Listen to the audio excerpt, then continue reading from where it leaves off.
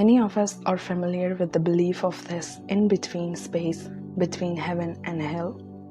Purgatory is believed by some as a place for sinners who have God's grace but need to endure temporal punishment for transgressions that did not receive payment during their lives.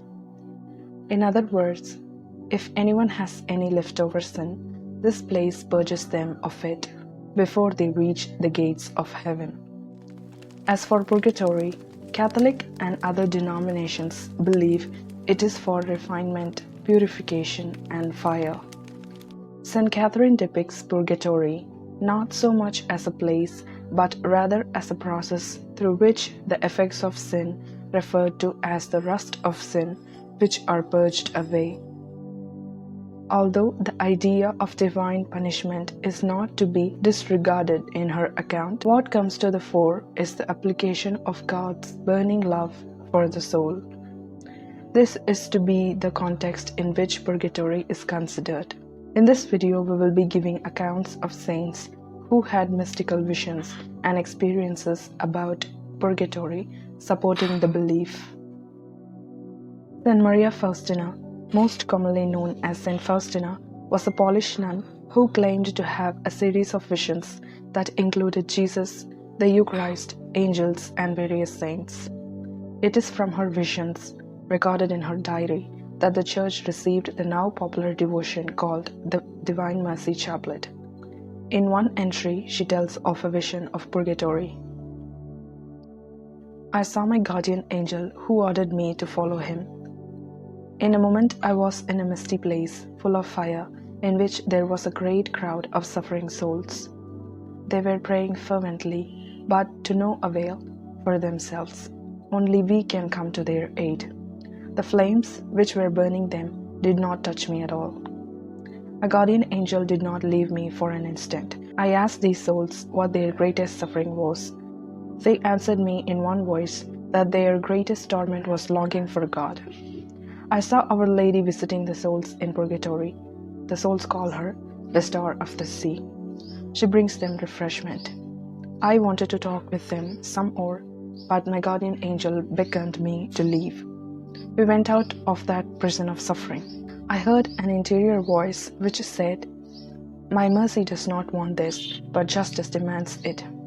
Since that time, I am in closer communion with the suffering souls. St. Catherine of Genoa was a 15th century nun who spent much of her time caring for the sick, particularly those. She is also famous for her mystical experiences of purgatory. No tongue can tell, nor explain, nor mind understand the grievousness of purgatory. But I, though I see that there is in purgatory as much pain as in hell, yet see the soul which has the least stain of imperfection accepting purgatory, as I have said, as though it were a mercy, and holding its pain of no account as compared with the least stain which hinders a soul in its love. I seem to see that the pain which souls in purgatory endure because of whatever in them displeases God, that is what they have willfully done against His so great goodness, is greater than any other pain they feel in purgatory. And this is because, being in grace, they see the truth and the grievousness of the hindrance, which stays them from drawing near to God. Gertrude saw Jesus lift souls from purgatory to heaven according to the number of prayers offered for them. St. Gertrude the Great was a holy mystic of the 14th century who received many heavenly visions as a Benedictine nun. Among her numerous private revelations were short glimpses into purgatory. One such vision is described in the book The Life and Revelations of St. Gertrude and highlights the power of prayer for the souls in purgatory. On Wednesday, at the elevation of the host, she besought our Lord for the souls of the faithful in purgatory, that He would free them from their pains by virtue of His admirable ascension. And she beheld our Lord descending into purgatory with the golden rod in His hand, which had as many hooks as there had been prayers for their souls. By these He appeared to draw them into a place of repose. She understood by this that whenever one prays generally from a motive of charity for the souls in purgatory, the greater part of those who during their lives have exercised themselves in works of charity are released.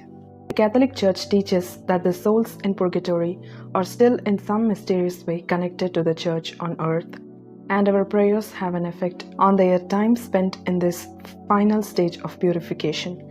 Saint Gertrude is one of the most well-known saints who advocated for these holy souls in purgatory, and the Church often refers to her and her visions to help explain the concept of purgatory.